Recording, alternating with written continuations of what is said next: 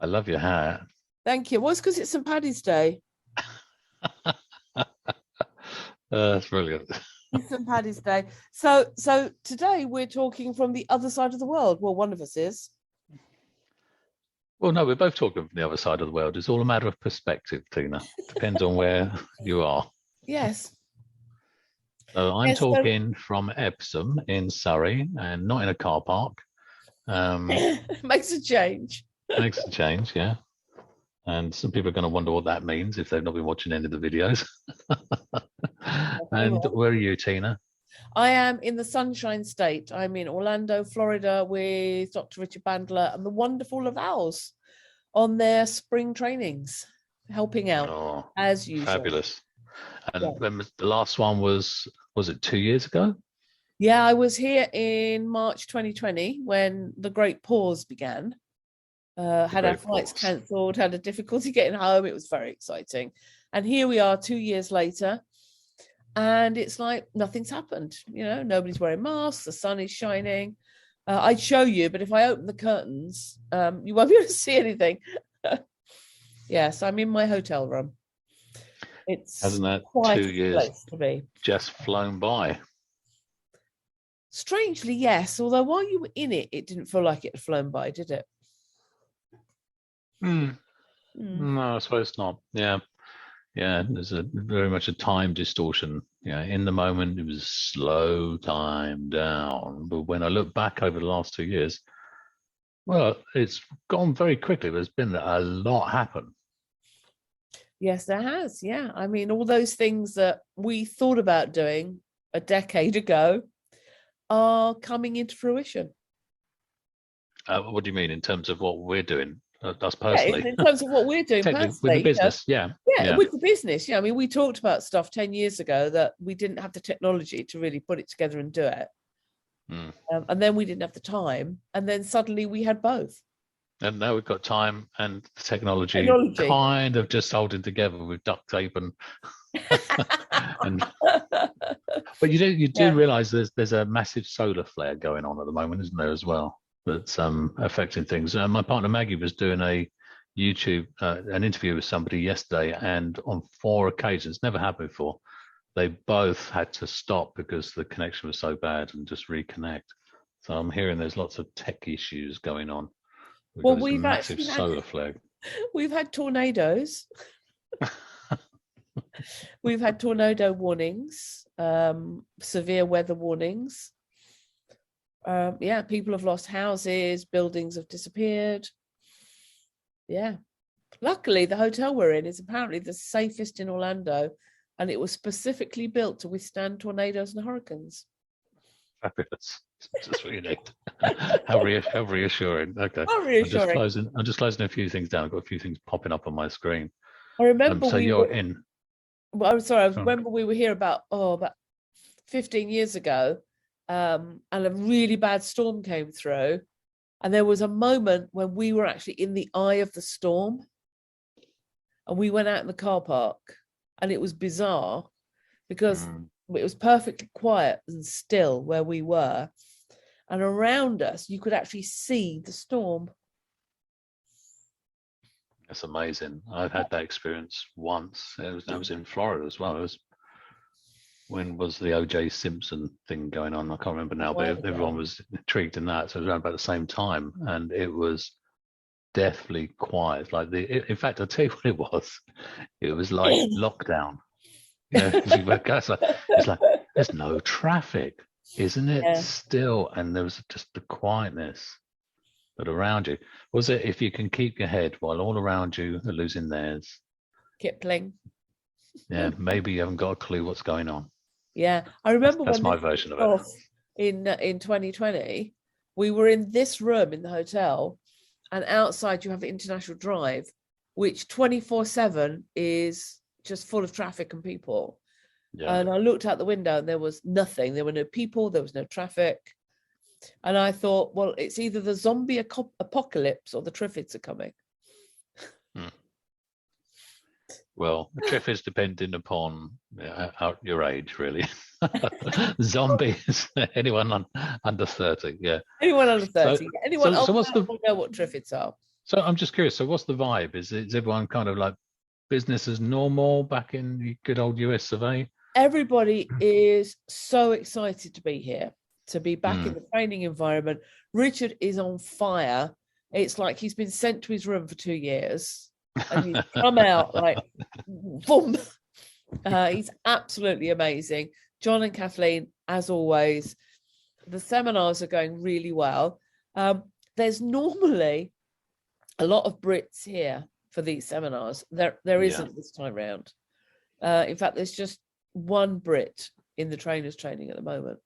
And is that just because of the logistics, the uncertainty of travel, do you think? Maybe we've got like 25 Germans have come, a whole group of Germans have come. We've got maybe the Brits are just coming on our practitioners. Maybe that's what it is. Nice. They're not coming. We're not doing DHE. We're not doing NHR. Maybe they're just sort of holding on and coming to ours. They're waiting to come and see us in London. Yeah. And we've got a load of people from Malaysia here, and from Israel that have come for the trainers training, and obviously from South America, from the US, Canada. No, it's interesting because I remember it was Jonathan Altfield. Do you remember Jonathan Altfield came to? In fact, it wasn't our practice group. This was just before we set up the practice group in, what was it, 2004. So it was in 2002, I think, at Bedford House, where, was it Phil Holt? Yeah, Phil Holt used to run the practice group, yeah. And one of his guest trainers was Jonathan Altfield, and he came along and it was a really good, simple exercise to do with chaining modal operators. Yeah. Yeah. Almost like a bit of a leverage. Well, you could, it was a bit of sarcasm that kind of took somebody into down through the modal operators and flipped them. So it's like, really, you're telling me I can't? And it was a great simple exercise. But he commented about, wow, NLP has really taken off in the UK. You guys have got, because he'd come across when, I guess I'd been into it for about 2-3 years at that point, but it was really starting to become a big thing in London. Well, certainly those of us in the game, it seemed to be everywhere. Yeah. And I'm wondering if that's happening with a few other countries around the world, starting to becoming more aware of NLP. I think NLP is very, very, very large in Germany, Italy, a lot of South American countries as well as. And in Japan, there's normally a huge group of Japanese people come every spring and summer here to do trainers training, where they've done their prac and master prac in Japan. This time they're not traveling because of COVID. Yeah. Okay. So maybe there's just no real patterns. It's just, it is what it is. Yeah. Maybe it's just my wishful thinking that NLP for the world, people are finding, around the world, they're finding out about it and finding how useful it can be. So I just want to say hello to anyone that's on with us. I mean, I don't know, I haven't checked. We just got straight into a chat and started riffing and jazzing, but I know there'll be people that will be joining us, and we've got some questions, haven't we, already? We do have some questions. I'm just looking. We do have some people looking at us. Nobody's put any comments in yet. Oh, sorry, somebody's trying to ring me. That's Richard. Yeah, Richard. Where are you? You're on stage next. Get on. Get down there. Yeah. No. I've got things to do. Okay. So I'm going to start with a question for you. Okay. Oh, great. Okay. Fabulous. Growing your practice products, design your bestseller. So here you go. Apparently, this month's question, she says, is have you really made the best of your product? Really got her thinking, especially when you said people don't care about NLP. So on that note, I'm now a work in progress, following up the learnings from your timeline session. Bearing in mind that people don't care about NLP, what process did you go through to decide what to call yourself and ensure that people succinctly know what you do? Okay, so there's quite a lot there. I think what we should do is just unpackage a little bit and put a bit of a context around it for those that aren't in the Secret Agents of Change membership group.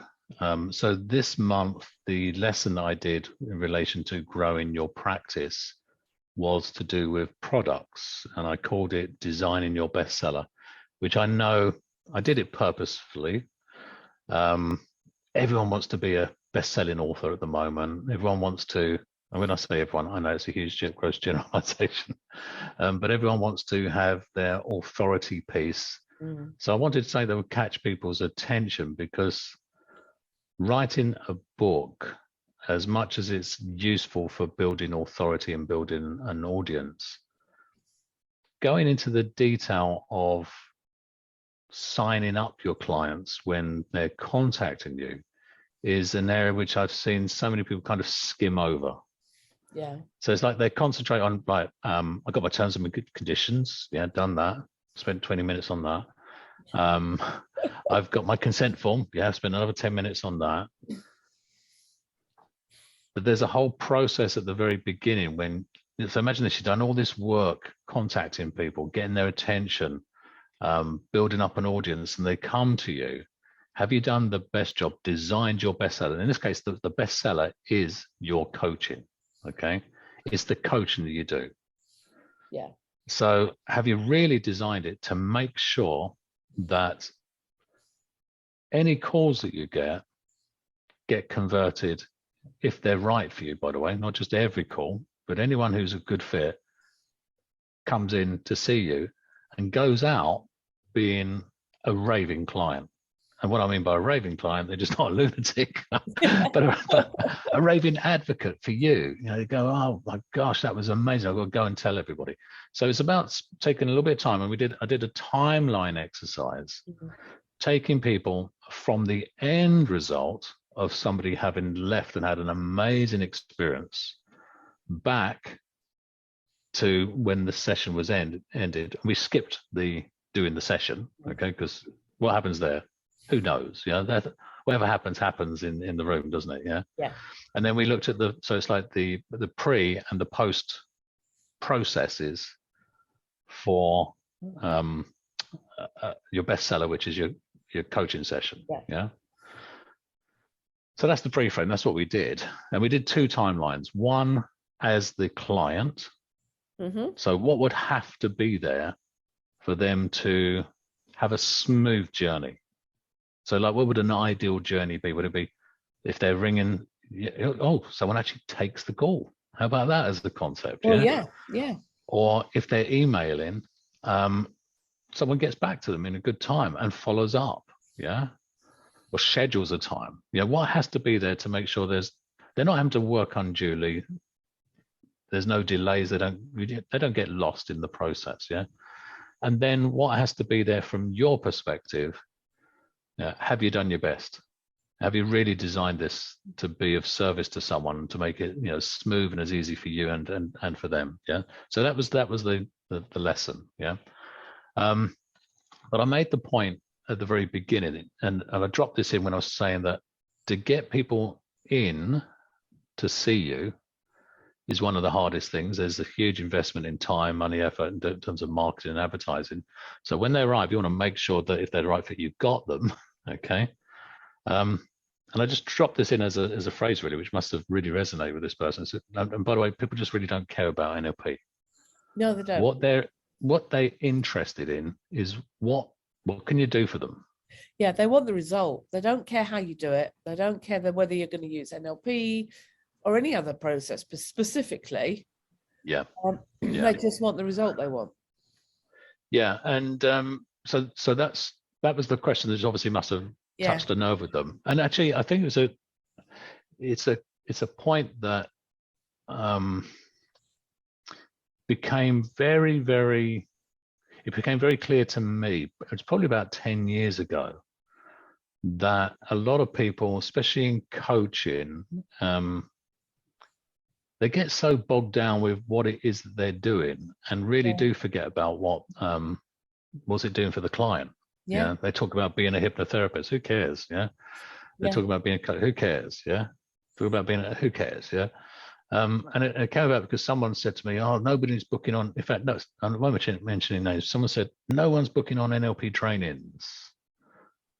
Okay. And so again, this was 10 years ago. There's a particular context. Yeah. And I said, "What?" I said, "What? No one?" Oh, well, some people are. Yeah. Okay. But they're not booking on your trainings. This is the conversation I had with someone. I said, no one's booking on my trainings. I said, well, what about the people that are having people book on their trainings? What are they doing? And we explored it a little bit, and they weren't just going NLP trainings. They were framing it completely different. Yeah, I think people get, one of the mistakes people make in sales is they get bogged down with how wonderful their product is. You need my product. My product can do this, this, this, this. They don't actually consider, what does the client need? They're not being of service. They're not solving a problem. The minute you can get out there and explain how you can solve a problem that somebody has, then they'll become really interested in what you've got to offer. Yeah, absolutely. And it's the basis of being of service to people. Sales, building a relationship, and go, I distinguish like marketing and sales. Marketing is woohoo, hello. Yeah. Sales is, and how may I serve you? Yeah. How may I be of service to you? And so at no point it's going, look, this is what I do, this is what I do, this is what I do, this is what I've got. It's about being really curious. How may I serve you? Yeah. What's your problem? What do you need? Yeah. Well, what do you want and what do you need? And really, we always want to make sure we match what they want, because quite often people don't even know what they need. We might know what they need, but we could be out of rapport by pushing what we need, what we know they need, rather than delivering what they want and then leading them into what's needed. So the last part of the question, what do I do? It kind of depends, really. Yeah. So it depends on which hat I've got on in terms of which part of my business I'm working on. So let's give you a specific, really. Okay, so with my corporate clients, I'm very specific. There's one niche. When I say one niche, I've got a couple of niches, and I can use the American niche. I've said this before because it rhymes with rich, right? But there's one particular niche, which is where I work with people kind of around about my age, but maybe a little bit younger, 50 plus, mostly male. Well, when I say mostly male, so far it's all been male in this niche, actually. And they're all in the construction-related industry. Okay. Now, it doesn't mean they're all builders at all. No, some of them are like run repair companies, some of them landscape garden design, interior fittings. So there's a range of them. But they're all of a certain age and an aspiration, which is they're not there yet, wherever there is. Okay. Like everyone, if I say to you, Tina, if you realize your potential, you're working at your optimum potential, probably, even though you're on DHE, I'd guess you'd go, well, kind of not really. There's always more. Yeah. Well, there's always more. Yeah. There's always more. Learn, more to do. Yeah. Yeah. So most people go, I know I can be, do, have, give more. There's always more, but they're getting to an age where it feels like the clock is ticking and going even quicker. So there's like this desperate need to create and turn their business into what they know it could be and should be, and they want it to be and it ought to be. Okay. So I take that desperate need and go, okay, so let's build your business to sell, even if you don't want to yet. Okay. Because if we build the business to sell, then it's working. It's never going to be its optimal best, because it can always be better, but it's going to be streamlined. It's going to be giving you, the money you deserve, the profit, whatever that might be. Let's take it to the level that you've always dreamed it could be. Less overwhelm, more fun. Yeah. So the framing of what I do is giving people the freedom to own and run their own business in order to, at some point, retire. Yeah. Yeah. What I call myself is irrelevant. Yeah. It's as long as I can get that idea across, and that they can see that and really understand the values and the importance of that, I can give it a name of any sort. I actually think the strap lines of what we do is more important. Yeah. Yeah. I agree. Because the name catches attention. The strap line goes, I get where you're at. I understand what your needs are, maybe even more than you do. Yeah. And are you interested in having a conversation about this? Yeah. So in answer to the person's question, what do I call myself? Well, I say it's the quantum growth coach, because I want people to grow in quantum leaps. And so it's like small changes, exponential results. But that's just a name. Yeah. It's actually me. Right. Steve. So it's actually Steve Crabb. Yeah.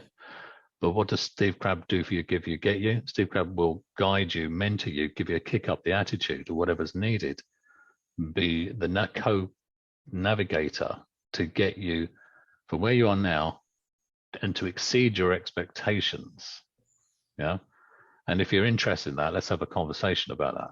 So actually, it just prompted me that next month in the Growing Your Practice, we move on to persuasion and influence. So in fact, this question has just prompted me, and what I'm saying is prompted that's what we're going to be doing next month. We're going to be looking at the language of creating desire and feelings and future pacing, working with you so that you create becomes like a collaborative relationship. So you're never selling. You're just helping people to see the potential of working with you. Yeah. So you never have to sell. You kind of just take the orders. Yeah. So looping back to the question, designing your bestseller, what do you call yourself? Don't get bogged down with the catchy bestseller title almost, because it's kind of like that, isn't it? It's like the bestseller title. It's grab their attention, strapline meets some need. Yeah. And then expand upon it just a little bit more. And if you get those three right, people will know what you can do for them. And that's the most important part. Yeah. It is. I mean, in all the years we've been in business, nobody's ever asked to see my insurance. Nobody's ever asked to see my certificates or my qualifications. They've only really been interested in what I can do for them. I have this problem. How can you help me?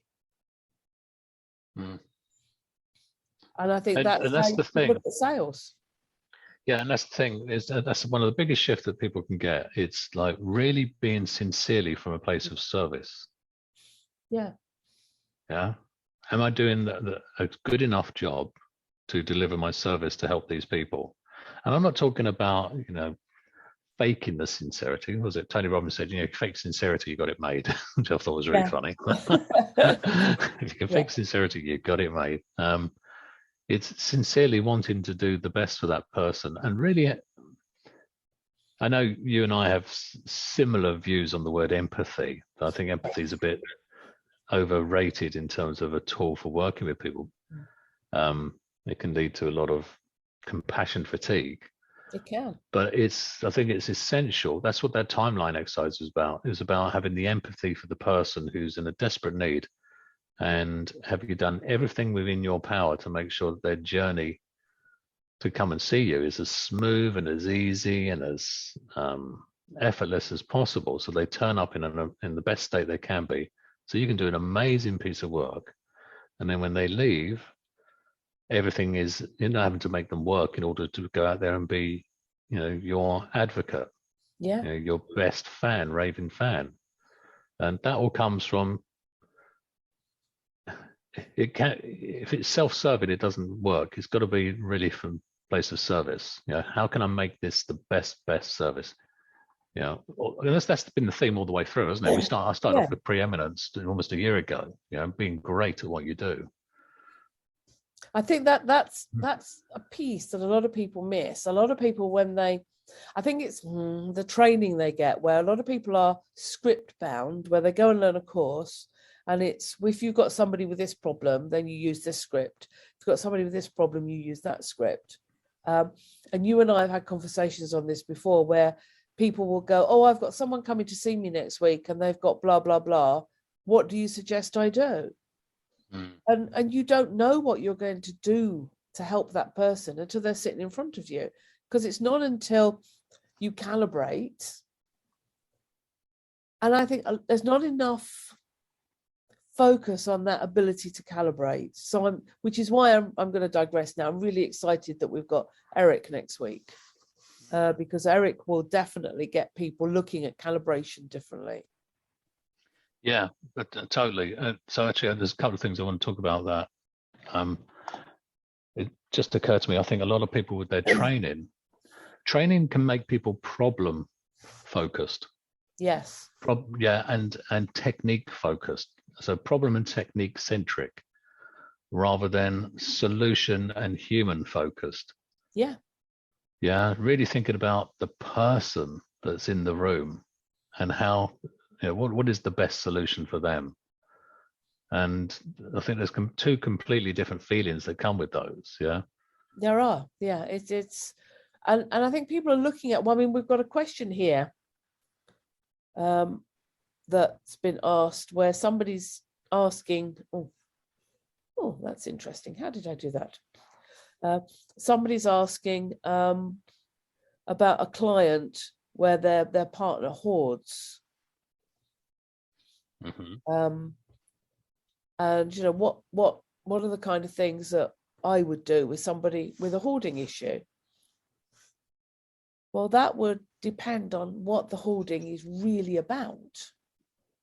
I mean, I know some people that hoard memorabilia from things that are really important to them because that's all they have in their life. And it's not about stopping them from hoarding. It's about helping them discover something more to living so that they can reevaluate what they're doing and what they need in their life to actually give themselves more space, literally and figuratively, to expand. Yeah. And to help someone like that, you've just got to be infinitely curious, haven't you? Yeah. And so again, looping back to Eric, yeah. Again, I'm really excited. I mean, you know Eric better than I do. We've met just on a couple of occasions in the back of the training room. So I'm really excited to get a chance to work with him and meet him a little bit more. But some of the stuff I've read about him in some of the old books, because he's mentioned Eric comes up occasionally in some of the older books of NLP. Not necessarily the main, certainly not Richard's and John stuff, but some of the other people. Yeah. And everything that I've seen is about distinctions. It is. Fine tuning. Yeah. And distinctions and fine tuning require, this is my view, it's not always about an innate skill. Yeah, somebody can see something that others can't. Well, maybe they're doing something that's different. It's about sharpening whatever that skill is. Yeah. Maybe quieting down all the noise so you can actually hear the signal. Yeah. Or notice the subtleties that is there for everyone to see. So it's about putting the work in to be able to get these distinctions, and then, well, what do you do with that? Well, that's what you find out in the session, isn't it? It is. You go, I've just noticed this person's saying something or doing something. What am I going to do with that? Well, you can't do any of that if you're working from scripts or you're working from a technique number by number process, can you? Yeah. So, a lot of the things we answer here, and I was thinking about this last week actually during these Q&A sessions, we can only give you, point you in the right direction. We can't give you the solutions. I mean, we never offer the solutions to anything, because the solution's always what's going on in that particular room with that particular person. Yeah, it's there are in so many different situations and things that can come into a session. I mean, there's a question here that was handed today about working with somebody with trauma due to my explaining about my client who came to see me that had eczema, psoriasis, and had suffered trauma. And when I got rid of the trauma, the skin condition improved. And this is somebody that is already practicing as a therapist. And they've said, so what would you do if there was a pending court case? Now, clinically, people are taught there are situations whereby if you use hypnosis to help somebody get rid of trauma, it can affect any pending court case. Because the judge will not be happy if they find out that the witness, the person that is the victim, has actually been hypnotized. Because there is still that belief surrounding the fact that if you work with somebody who is suffering trauma and they're going to court as a victim, that you, the all-powerful hypnotist, could have put that information in there. And yet people aren't taught this, are they? No, well, they're not. Well, they are if it depends on what training they get. Oh yeah. Both you and I have had a lot of in-depth training. I did hypnosis and psychotherapy, and you do learn these things. So these are things we can tell you. These are best practices. Something like that would be, wait till the court case is over, because there is a possibility. But even that is it's not written in law. It's just best practice. That's right. It's not illegal to hypnotize somebody who's got a pending court case. It is best practice, because if you do hypnotize them and they go to court and it comes out in court, it can make their case null and void. Yeah. So actually, I think those are great questions, because they're questions that people, those points have never been raised during that person's training, possibly. No. So there will be gaps. Well, that's why they're asking the question, isn't it? I don't know. There's something going on. What do you think? I think it's a fabulous question. Yeah. It's because these are things that people don't tend to think about when they have their courses. And as you said, you and I have both had in-depth training, so we've learned about all the little nuances of things to do. And I think it's important that people are taught this. Yeah, and also treat. There's an element of like coaching. Okay, so coaching. Like when I go back to that time when Jonathan Allfield was around, there still weren't many coaches around. We were talking about 18 years ago. Coaching was still kind of a new thing. Hypnosis. There were more. I think there were more hypnotherapists around then. That was my understanding of it. But in the last 10 years, I mean, you can't move without bumping into a coach, can you? No, you can't. The quality and the depth of the coaching experience and training people get, I don't know, it varies, doesn't it? So I'm not commenting on that, but we're talking about working with people to change their lives, change their beliefs, change their behaviors. I think there's an element of it can be made to look really easy and simple and quick. And it can be. And it can be, It can be. When you know what you're doing. So it's like watching Richard do some change work. I remember having this conversation with Michael Neal. Michael was saying that the challenge is, Steve, that in fact we were around his house, and he had one of his guest trainers there. Forgotten. It was George Pransky from Free Principles. So it's a Free Principles coach, and he was doing some change work, and his wife Linda was there. And I was talking to Michael about, I was modeling both of them. I said, Linda's asking different questions to George. Linda's asking the questions, it's like she's going straight to it, and George is getting there, but Linda's got it straight away. She's asking really, really sharp questions. How's she knowing which questions to ask? That would be interesting to find out. So we were talking about the different levels of skills to be able to see something like that and be able to then learn from it and apply it, and how most people aren't willing to do that work. So they'll go on a coaching course, they'll go on maybe even a hypnotherapy course, you're only just beginning. Yeah.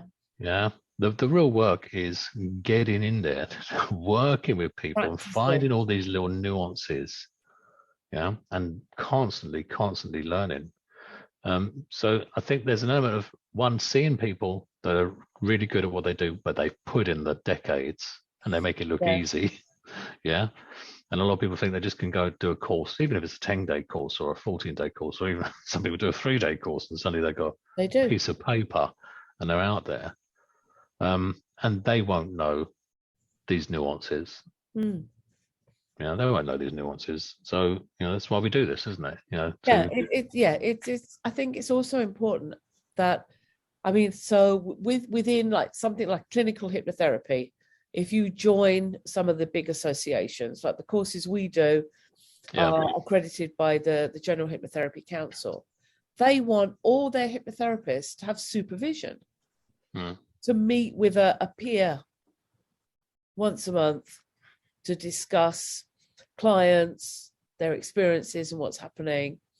And I think that's invaluable, to have somebody to sit down and chew the cud over what's happening within your practice, the successes you've had, maybe to get somebody with a little bit more experience that can give you suggestions as to what you can do. Yeah. And we all have blind spots. Doesn't matter how much work we do. I don't think there's anyone that's going to know the whole, all the scripts. So what else have we got, Tina? So this month, for those of you in the Secret Agent of Change membership, I talked about how you could use NLP and hypnosis to help people with skin issues. And the question is, this month's client story about the lady with the resolved skin condition was truly inspiring, and what a great outcome. It really highlighted the impact of the Change Personal History technique on trauma, including sexual trauma. My question is Change Personal History your go-to technique in case of trauma? No. Is my simple answer. I knew you were going to say that. No. It depends. Like we've just been talking. You have to excuse the camera wobbling. It's my computer's sitting on my knee. It depends on the person and what they present with. In a case of trauma, I am going to do some kind of timeline thing to take them back, to get them to let go of what's been connected with what went on back there. Is it going to be Change Personal History? Not necessarily. And I might also combine Change Personal History with something else if I feel that's what the client needs. That's my simplest answer, because there's an infinite number of things that we can put together to help somebody with their change work. When we do our training, we look at DILT physiological levels, and you can actually attach all the individual pieces of the Meta and the Milton model to those logical levels. So when you hear people explain where they're stuck and what they want, for example, if they give you like a complex equivalence or a cause and effect, they're up in the world of beliefs and values. And when you're up there, there are certain techniques that work better to challenge those particular Meta model and Milton model patterns, which give you an idea as to what they're doing in their head, much better than if they were talking to you about a situation that maybe was connected to the environment. In which case, if it was something that was triggered, something that was being triggered, there was an anchor being fired, then you might start with collapsing anchors. It really does depend. And I know that's probably not the answer you're looking for. Do you have anything to I just want to say, well, it was a great story, great example. And I think your answer is really just so on point with what we've been talking about. You know, you work with the person that's there. I mean, I think I think it's just human to find things that you like to do. Yeah. Yeah, like preferences, a technique or a style, or some method that you go, actually, I feel really comfortable and competent with this. So I think that's a good thing to do, to become really comfortable and competent with particular techniques. It's also so important to explore others. And I think especially the ones you're not so comfortable with. Yeah. I remember there were certain techniques that I don't need to do that. Yeah. Let's keep away from the language pattern stuff. Yeah. I remember that. That was Michael Breen's fault, to ignore the language. He installed in everybody. You don't need to remember this. You don't need to remember. What was it? Okay, I don't remember. The labels don't matter. You can forget the labels. That's what he said. You can forget the labels, yeah. So there was a whole element at one point of, the linguistic stuff. I just need to give people embedded commands or direct instructors. That'd be fine. So I realized there was a blind spot. So I then went back to that area and really dived into the meta model and the Milton model and the linguistic patterning and meta programs. And to me, the description you gave is brilliant. It's the logical levels with Milton and Metal, but they're all holographic. They're all interconnected. So if there's some work to be done up at beliefs, where did the belief came in? It came through time from some experience in the past, which is probably anchored. So the levels are all interconnected. So first of all, wouldn't it get boring if your default setting was to go to change personal history? It would get boring anyway, doing the same old.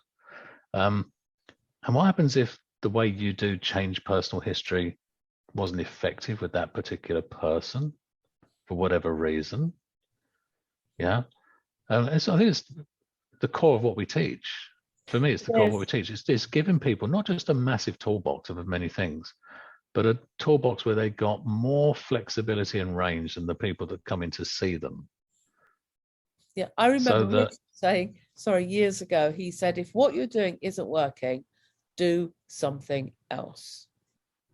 And in the beginning, I'd be working with somebody and my gut would think, oh, God, this isn't working.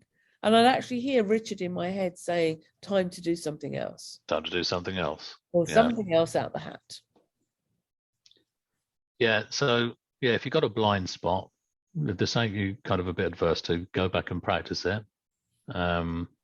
If you feel totally drawn to one particular technique, fabulous, master it. But don't then assume that the client that comes in has to endure that particular technique, or it's going to be the technique for them. Yeah, it's not going to fit everyone. And I must confess, when we do these courses and I see Richard do demonstrations on the stage, sometimes he does stuff and he kind of, because you've seen him for years as well. He'll kind of come up with a bit of this, he'll make stuff up, and a bit of something else. And I sit at the back of the room and I go, whoa, I really like that. And I'll jot down what he did and I'll map out what he did and I'll just think about it. Yeah. It's in the back of my mind. So the next time somebody comes in with something similar, I'm going to give it a go. I'm going to see what it does. Well, I've got a different approach there. I feel, to me, it's like martial arts. Yeah. I can be up here doing something here, but if I move down here and come in here, or move over to here and come here, what I'm doing is I'm the immovable problem. Yeah. I'm coming at it from different angles. I'm going to try something here, try something there. That's working. And then when you get something that works, in fact, it was dear old Frank Farrelly. Oh yeah.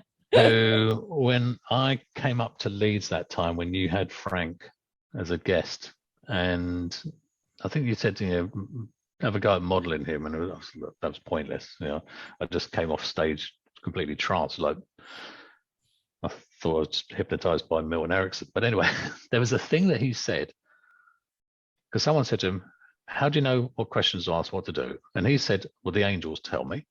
Okay, which seemed a bit strange, but he had a voice behind him that told him, because he said, the angels tell me. Yeah. And then I'll do whatever the angels tell me. I'll say it. I don't filter it, just say it. And then if the other person recognizes it, so he's calibrating to the other person. He said, it's like I've raised a flag and they've saluted it. Yeah. And then he keeps right? down that track. Yeah. Then he keeps on it. But he's like a, I don't know, a Rottweiler and a sheep, isn't he? Yeah. And there's that word again. Anyway. There's that word again. Calibration. Yeah. And that's the thing. He's tuning in to the other person, seeing things, hearing things that other people aren't, advanced sensory acuity, if you like. Let's link it all back to the masterclass. Yeah. Bring it back. Giving something a go. It's not prescriptive. No, that's not gone where I thought it would go. Let's try something else. Yeah, look, the person has just, look, their eyes just pupils dilated or something. They nod, or their head's nodding. I'm onto something. Let's pursue that. In fact, that's exactly what Linda Pransky was doing. Yeah. Yeah. She was asking questions and seeing something, just following it up. And that's what Richard does. That's what Richard does. Yeah. And it's what you do, and it's what we both do that, and that's what many people do. Questions. Here's that word again. We calibrate the response, and of course, if you've got a script and you're following something that somebody's written down for you, you're not watching the person in front of you, so you could miss those little nuances, which will give you the clue you need to let you know you're on the right track, or not. Actually, it just occurred to me, aren't we all always doing change personal history with people? Because the future history is changing if they come to see us. So everything we do is changing personal history. How about that? Yes, yeah. So in which case, change personal history is my go-to technique. Ignore everything we just said. Just forget everything we just said. Yes. It may not be that change personal history, but it'll be something like it. Lovely. Whatever they need. What else have we got, Tina? Well, here we go. Exciting, interesting, challenging. Here we go here. Here we go. So apparently you talked about automated emails. Can you signpost me to an efficient system? It's over there. Yeah, well, again, what I was talking about, just to give it some context, was making sure there was nothing in the process. There were no gaps. Nothing could fall through the cracks. Yeah. So as much as possible, automating things. So we use a couple of systems. On a website, we use Wix for a website. We're not using WordPress, we're using Wix, but Wix have really improved and upped their game in the last 3 years. So they've got these great tools. So if you've got a Wix website, I think Squarespace will have the same. And you can get these little programs that on WordPress that will automate emails. So I can't give you anything specific, but we use Wix. We also use ClickFunnels, and ClickFunnels has got its own backpack automated process. You might want to have a look. So I'm only pointing in this direction. I don't know if there's anything there. You might want to check out AppSumo. Okay, so AppSumo is a website where people that have developed small pieces of software programs, a wide range of things, they put them on there, and then they kind of like do a bid, do these promotions, a bit like Voucher, whatever it was or is, where they might go, we're going to give you a lifetime deal for this program for $60. Yeah. Have a check of that, because there's some really good programs that come out there. I mean, we've got a really good CRM system and process system that cost $80. I cannot believe it was so cheap. That enables us to track all sorts of things, do project tracking. It's got CRM as part of it. It's got a knowledge base for $80. It was absolutely ridiculous, but it was a one-off lifetime deal. Yeah. So go and check that out. And they're really easy to use now. I remember when Infusionsoft first came out. So Infusionsoft is one you can check out. HubSpot will be another one. You can have a look at that. But when Infusionsoft came out, oh, seriously, you needed a degree in logic to work out how to just send out a simple email. So answer to the question, check your website where it's hosted. If it's on Wix or Squarespace, you'll have the ability there. Go and check out AppSumo.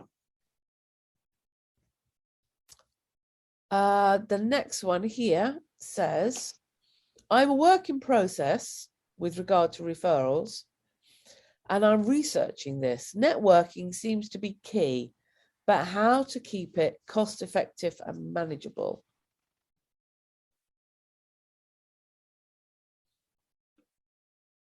I'm not sure why networking is key. It can be. Yeah, it can be. Cost effective and manageable. Okay, so here's the thing. Who was I talking to? Oh yeah, I was talking to someone the other day, and we're talking about Douglas Adams' Hitchhiker's Guide to the Galaxy. And the number 42, which is the answer to the question, what's the meaning of life, the universe, and everything. Okay. So, okay, this is a bit of a convoluted answer. Okay. I'm going to see how many loops I can get into this. The answer was 42 to the question. And when the question was set, the computer said, I can work on this. I can give you the answer. When's it going to be done? Oh, it's going to take a while. Anyway, millions of years later, it came up with the answer. 42. And the relatives of the initial people that asked the question were there. And the computer said, I've got an answer, but you're not going to like it. And the answer was 42. Okay. And they said, I think the problem is you didn't ask a really good question. Okay, so what's the best question? Well, you're going to need a better computer than me to work that out. So then they decide another computer, right? Anyway, so we were having this conversation. We were talking about how do you work out the answer to a problem, to a solution. Yeah. And it reminded me of, I think it's called the Turing Hoarding method. That might be wrong, but it's to do with Alan Turing. Bletchley Park. Yeah, I and do. the Enigma. Yeah. Yeah. Well, someone said to him, how long is it going to take for your computer to work out the problem? Anyway, he went away and came back about 2 years after the computer worked out the problem and said, I can't tell you. He said, I've worked on this, right? So he said, the only way you can know how long it's going to take to resolve a problem is by resolving it. And then you know how long it's taken. Okay. Yeah. The only way you know how long a computer is going to take to come up with the answer is to let it work it out and then come up with the answer. And you go, that's how long it's taken. Yeah. So how effective is networking? You got to do it and see how effective and cost effective it is. Okay. How effective is Facebook ads marketing? Well, you've got to run some experiments and see how effective the experiments are. Yeah. So it may not be the answer someone wants, but the thing is, and this is why I think it's so important to take some time and slow down and go, where's my energy going to go? So if you talk about referrals, if you are somebody who's sociable and you like going and meeting people over a warm glass of wine at a networking event, and you kind of just love that anyway, and you enjoy that, and you're going to be interested in people, then go there and you'll build up connections. Is that going to turn into business? We don't know. No. Go and find out. Well, the thing is, though, Tina, it does. Yeah, it does. I know it does. It does for some people. In the beginning, I did. In the beginning, I joined groups. I didn't do the whole breakfast meeting thing, but I know Gloria did. Gloria went to lots of breakfast meetings. She met lots of people, which got her into companies doing lunchtime sessions in companies and various other things. She met all sorts of people that way. I did a few, and I did okay. I didn't really enjoy going out in the evening to meet all these stodgy old business people. And I had to be sociable with. But that's the thing. Yeah, you may be sociable, but if you don't enjoy it, it's not going to be something where you're going to be consistent with it. So, in terms of referrals, look, one of the best ways to get referrals is from an existing client. Yes. Okay. You don't need to go and network to get an existing client. You got an existing client.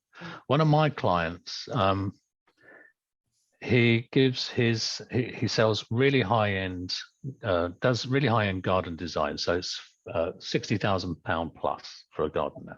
Okay. When we first started coaching, it was 25,000. I told him it was too cheap. He went, oh, no one's going to pay for this. Now, you do not get a garden for anything under 60 grand. Okay. Yeah. But what they do is they produce a beautiful, high quality coffee table book of the story of your garden.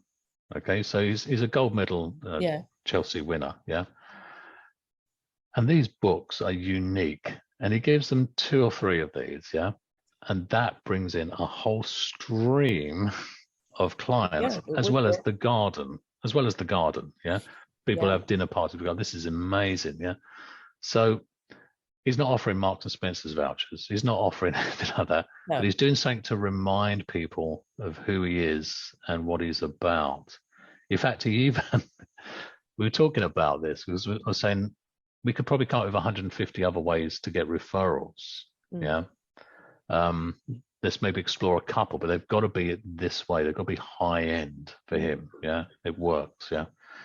And he said, I take the book idea and I give it to all the staff that leave.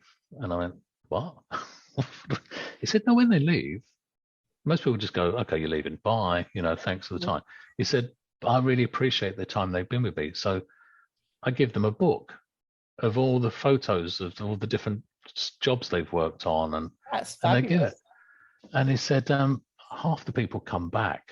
Because most of them leave not because they're disgruntled, not because they don't want to work anymore, because life changed, but they'll come back. He said, I've even had competitors ring me up and said, I've given so and so a job. He's not going to stay for me for long because he just keeps talking about you. He's going to be going back soon. Yeah. That is funny. Sorry. So when it comes to referrals, there are hundreds of ways to get referrals. Yeah. Which ones work? Well, find the ones that you really enjoy. Find the ones that are comfortable and run the experiment and see what happens. And then do something similar to what I did with like designing your bestseller. Design your best referral process.